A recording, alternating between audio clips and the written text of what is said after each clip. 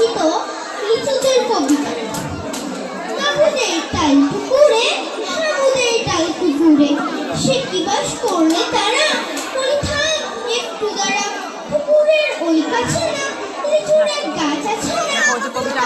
আসতে গিয়ে বড় গাছটি নিয়ে গাছে যেই চড়েছি, ছোট এক ডাল ধরেছি, ও বাবা মরাদ করে পড়েছি সারা জল, পড়বে পর মালির ঘাড়ে, সে ছিল গাছের আড়ে, বেটা ভাই বড় আচ্ছা, ধুমাধুম গোটা দোচ্ছা, দিল খুব কিলো খুশি, একদম জোশ খুশি, আমিও বাগিয়ে থাকো,